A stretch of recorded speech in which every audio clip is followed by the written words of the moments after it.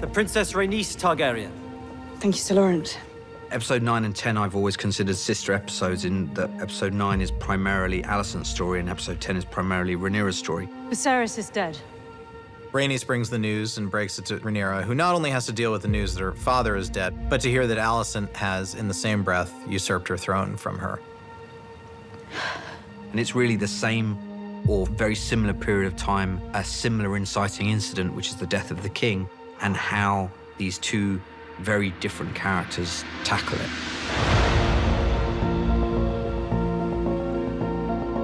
Just at the precipice of this moment where she might finally take her place in the thing that she has been trained to do all her life, it's taken from her seemingly without reason by her childhood friend, and I think that sends her into a chaotic spiral. And moreover, she's pregnant. The birth in 10 is a very different animal to the birth in 6. Rhaenyra has waited a lifetime for a letter, essentially, a letter that says, your father has passed, and so now it's you.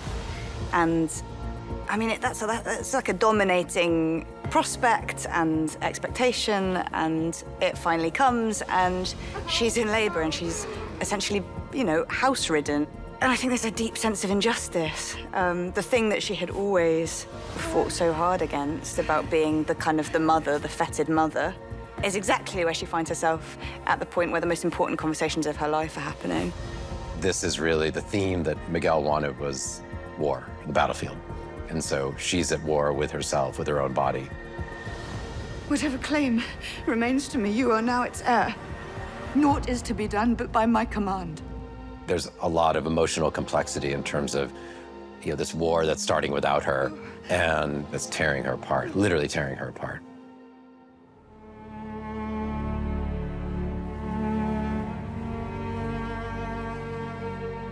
It's a kind of, you know, the worst point in, the low point in Rhaenyra's trajectory turns into the high point as she cremates her unborn child that she has effectively kind of murdered, and in a way become her father. Her people gather around her, and her father's crown arrives in the hands of Sir Eric Cargill. And he kneels to her, and Daemon puts the crown on her head and calls her queen. At Rhaenyra's kind of lowest point of faith and belief, believing that no one is going to follow her because she's a queen and she's a woman, they kneel to her and call her queen. Queen Rhaenyra Targaryen, first of her name. Daemon announces her for the first time, and she meets her black councilman. I had a really nice chat, actually, with Greg Gaetanis, who's the director on 10, about the sort of surreality of that first encounter, of stepping into, you know, the shoes of a leader, of this ruling queen. To what extent is one able to wear that crown and believe in one's new role and take charge of a group of men who are now looking to you for leadership? What is our standing? We have 30 knights, 100 crossbow men, and 300 men-at-arms. Really, once war is coming, you see Daemon preparing for war, and this is really where the domestic split in 10 is that, you know, Daemon wants war and Rhaenyra wants to hold the realm together at whatever cost. That was what she was charged with. That power struggle is alive and well, all inside of a marriage. This episode is largely about, you know, Matt and Emma and their performances and bringing Daemon and Rhaenyra to life. The crux of this argument here is the different way in which Daemon sees the world from other people in his family, and Rhaenyra is very much her father's daughter. She has a bit of the punk rock of Daemon Targaryen, but the way she approaches her duty as sovereign, I think, is much more in line with Viserys. Are you not angry? Well, I should declare war because I'm angry. No, because it's your duty as queen to crush rebellion. She makes the point that I don't want to rule over ash and bone. I don't think Daemon wants to put the whole realm to the torch either, but I think he's willing to suffer a good bit of bloodshed to see the High Tower's line probably ended and them removed from power. I had no other place to turn. I'd lost everything. We lost Corlys. We. When he wakes up in Dragonstone, he's surprised because he's alive. And then, of course, the woman he loves is there next to him, and he's like, I can't believe I put you through all this nonsense. My stupid ambition, which my brother also had, and that's why he's dead, and that's why we've lost our children. Well, I'm done. You were right. It's taken me all of this time and all these deaths to realize it, but yeah, it's not that important. And then she surprises him. That girl destroys everything she touches. That girl is holding the realm together at present. Every man standing around the painted table urges her to plunge the realm into war. Rhaenyra is the only one who's demonstrated restraint. She treads a very ambiguous pathway about whose team she's on. I think having suspected and hated Rhaenyra, she felt she had been responsible for her son's death. In the journey through episodes 9 and 10, she actually starts to see her as a person.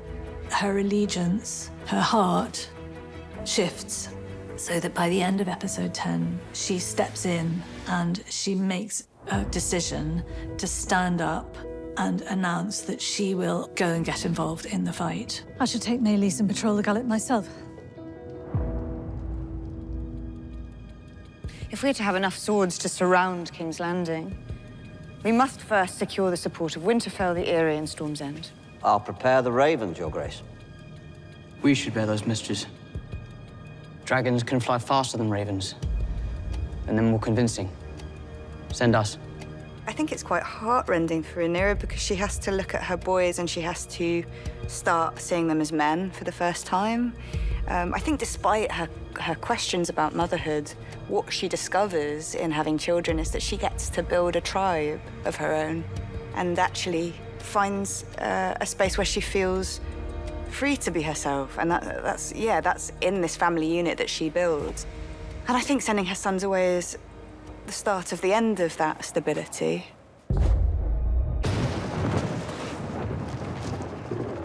When Luke shows up, he's surprised to find Vhagar parked there in the courtyard, but he's been sent in peace, and he's trusting in the respect of guest rights and all that, all the things that we learned go to hell in the world of Game of Thrones.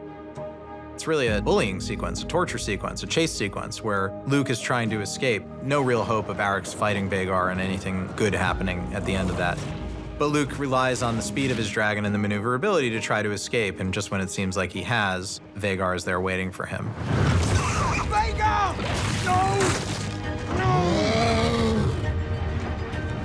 I think what you're seeing in that moment there is the last vestiges of the little boy that's left in Aemond, and maybe he was trying to scare Luke, but I don't think ultimately he intended to kill him. But now he's done it, and he has to decide whether or not he's going to own it in his travel back to King's Landing. Because obviously, if the usurping of the throne and them crowning Aegon in the Dragon Pit wasn't the start of the war, certainly killing one of the Queen's sons is.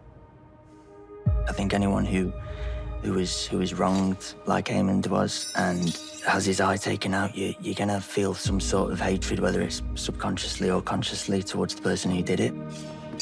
But what Aemond ends up doing in the skies above Storm's End ultimately starts the domino effect of the Dance of the Dragons.